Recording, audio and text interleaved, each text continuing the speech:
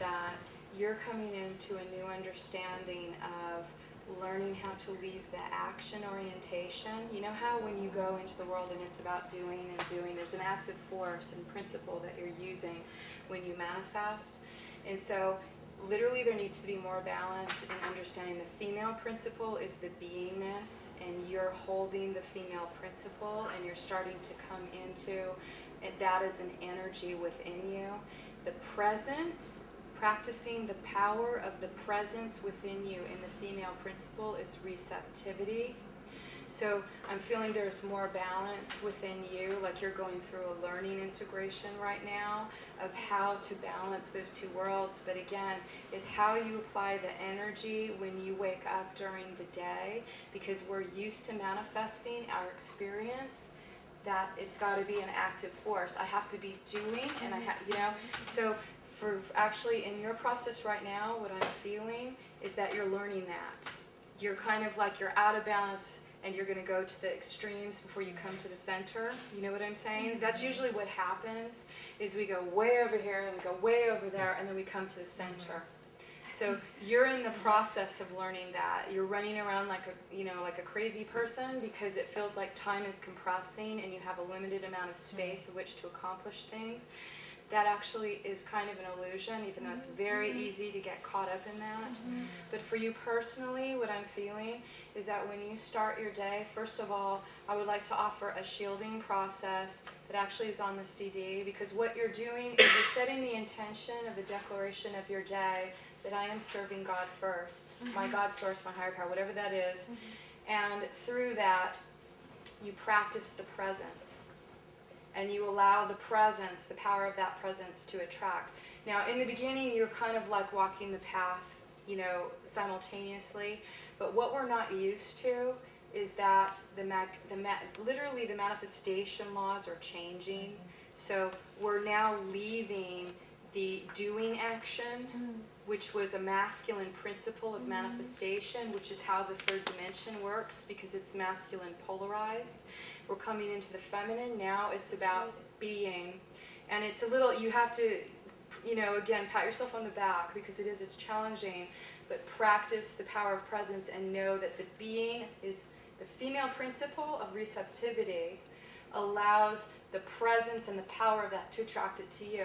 And people go, what, I'm just going to stay in my house and it's all going to come to your door? Yes. Well,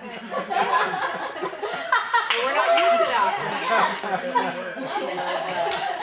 find that more and more, like there's so many things to do in a day that I'm operating more out of intuition, like, oh, this is what I'm feeling to do, or this is what needs to be done. And you'll feel energy collapse. Yeah. When you feel a dead zone? Yeah. Like there's no energy for this thing, whatever it is. So what's happening, we used to have more wiggle room with the manifestation, where you could kind of just expend energy, and you had that friend that come to suck on you and you'd let him for a little bit. There's no more of that. So what you find is that you show up and you'll notice things are whisked in and out really fast. Or there's no energy to expend on that project. Your mind's saying, oh my God, I have a deadline. I've got to get this done. How am I going to do it? And your body's going, no. And it's very confusing. So you have to trust your body because your body's telling you there's a divine orchestration happening. You have to be in the flow, find the flow. So work on what you're doing is you're using a new control panel. Yeah. And you're learning how to use it. So be gentle with yourself and know, it's not easy every day doing that, but that's what's happening in your personal process right now, because you're here to actually be transformative in media, and you can feel the passion of that purpose, and it's like, if I'm supposed to do this, why isn't it happening? Because you're here to do it. And that creates confusion. When you're in alignment to something that your heart is really passionate about and it doesn't manifest because of the timeline, it's confusing. And then you think, well, I must need to do this. No, it's learning how to actually glide into the flow and hold the presence, and especially in your female body, because the female bodies are really being the example of that first right now. Can I Is that say helpful? another? Sure. When you're talking about you know, the third dimension. And I just ended, I've been ending a relationship for 2 years, but the person that is stuck in a 3D has alcohol and other substance abuse issues, and so I know that I'm being told it's time to, I'm initiating into my fourth, Right. and it's hard because I love this person, but it's even harder. I'm leaving a 5-year-old that I love so much, and I don't know how to let go of him. This is one of those big challenges because this is an alchemical union relationship, and there is mutual growth and agreements and bonds that are not complete yet. So what you're learning through this particular relationship is that our relationships with men and women are changing, and we're growing through that as well without an instruction manual, and it's a little confusing because, you know, socially we have some ideas about what we're going to have in relationship or not. This being has a very powerful soul connection to you because there was growth on both sides. It's been about transformation and polarity integration. Through his mirror, what you see is the two sides, the ability to connect to the love as a force, as the truth, and at the same time you get to see the darkness and the demons that exist in the same container. Now, there is wisdom in this because what you are doing is holding the space of love and allowing the love to dissipate the darkness if you can amplify it. But in a sense, there's almost an acceptance that even though you create the boundaries of saying, I know that I must shift into this new space, that you also allow communication and expansion from a soul connection level. But I'm not allowed to, I I want see. him He's in my like, life. It's the father who's keeping him. I mean, this is like a being that when he was like 3 years old and his father would scream, he'd say, it's okay, ma'am, don't listen to him, don't listen to him. I mean, I have I'm a good, light in his life, Right, and exactly. back and forth, so I'm really upset that I'm not allowed to see him. Not there. Yeah, there's a lot of past. There's a lot of past information that is clouding the two. All of this is a drama. The most important thing to understand, even though this is really challenging to apply in these circumstances, is that when and if we feed any of the deep emotional drama with it, it amplifies it. We have to come into a level of saying, okay, I'm going to accept and give this to God, to the higher force to deal with. No, I don't like it, and it really is hurting my heart. So it's like acknowledge yourself at the same time that this is painful. At the same time, you have to come to an acceptance and an understanding that there is something playing out that you don't understand. I totally And get you it. have to trust it, Yeah. even though it hurts. Yeah. But actually what that does is if there's any bond or energy that you're projecting, because see what happens, what we don't understand, is that when we see something that catches our compassion or our pain, or we feel so devastated, when you see another human suffering or whatever, it's very challenging to stay neutral. But the power is in the neutral, because when you hold the neutrality, none of your energy is fragmenting off from your power and feeding the negativity, because that's what happens.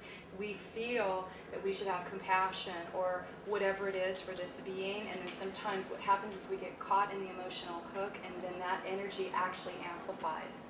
Don't want to do that. That's the point of neutral is the power. If you can maintain it, at least you hold the intention of that. You know what I'm saying? Because that's about emotional mastery, in a way of fully accepting and honoring that there is a higher and more transcendent purpose of the situation that is beyond our capacity to understand. Thanks. I know that's not easy, but I hope that Well, helps. thank you. Yeah, that's Okay. Bye. I was wondering about, when if someone's like, or in my case, when I did diving work, and then I experienced like kind of like a really beautiful light, but then also a dark energy. And I'm just wondering, like, because I immediately just shut it off because I didn't understand where it was coming from or what it was. Yes. So I'm just wondering what tools you... Yes, absolutely. One of I call it the signature dish, and I'm going to explain this, and I'm very happy that you brought this up, because this is the understanding that we are existing in a hologram of polarity. Anytime we bring massive amounts of light in, the same amount of dark will meet it. This is what light workers don't understand, is that if you bring in a bunch of light and God consciousness, what that does, and in a sense you could think of it as a lighthouse. Imagine amazing light beaming across, and whatever was in the dark, now you can see it. It was always there, but oh my God, what was that in the corner, you know? So in a sense, that's what's happened, is that the natural structure of our system, our holographic reality, is polarity. And it will have dark and light force. That is the nature of the game down here. When we understand that and we become fearless, we're okay. Because we just understand it's the nature of how it works. So that's what you experienced, is you saw this amazing light, but you didn't understand why this dark came with it.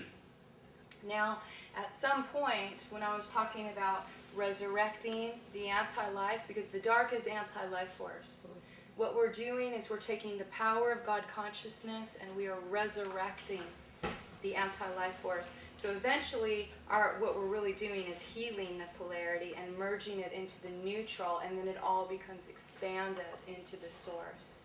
That's what we're doing. So the tool that is very helpful that I have found, and to explain it through this model so you understand, is that using this as a cosmology of dimension, of which are impacting us at this level anyway. I mean, it's much more complex than this, but this is a helpful model, is to understand that the realms of form, where consciousness, the consciousness is having an experience of form through multidimensional timelines that are all going on in the simultaneous.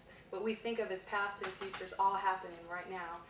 And this is within the first 9 dimensions. This is the dimensional scale of the form. This is also known as the particle universe. Now we have a double to the particle universe, and that's called the antiparticle universe. The antiparticle universe and the particle universe represent the masculine and feminine. Again, the particle being feminine, antiparticle being masculine, and that merge is creating the ascension. So even though we're ascending through our bodies, we're ascending through the time matrix as well, and it's happening at this level. So from the Guardian perspective, what they have shared with us is that the 12th dimensional, now again, it's just a number and it's unimportant, but what they're saying is there's a ray, a frequency, and this frequency has a color, and this color activates the original intention of the crystal body of the human being, so that when you start actually connecting your consciousness with this ray, your body goes, oh, original divine blueprint of this crystal form. Now they use the word Christ, but again, your body of divinity, whatever it is the body of wholeness that is completely merged prior to the polarization. It is the crystal body without the distortion. So from their perspective, when you work with this energy and you use it as a shield, and you start to intertwine it in your aura, your body starts to realign itself to its divine blueprint instead of your third dimensional one. Mm-hmm. So as a consciousness, when we came in here and we said, yeah, let's go play in 3D, we took agreement and we took literally a blueprint, an architecture. So that architecture now has, that's what we know as karma in a sense, the cause and effect, your parents, what you chose, the experiences, what you want to create and contribute while you're here. These are all an architecture or an agreement. Now that agreement's got a lot of distortions in it. When you start to actually say, look, I'm transcending my third dimensional agreement, and I'm choosing to serve my God consciousness through its original intention of form, you supersede the old agreements. The body starts to align to this. So from their perspective, they have said, this quality of frequency that is available in this dimension, that's the most powerful or potent shield for us at this time. Now, it's something you build the integrity, because the body just has to build it. You know how we were talking about we can't plug in 5,000 volts, you'll spontaneously combust. So in a sense what happens is it's a reconfiguration. The body starts to remember it, starts to pull in the energy, starts to bring these harmonics in, and the body starts getting stronger, the light body. Because what we want to do now is have an understanding of, in the beginning stages,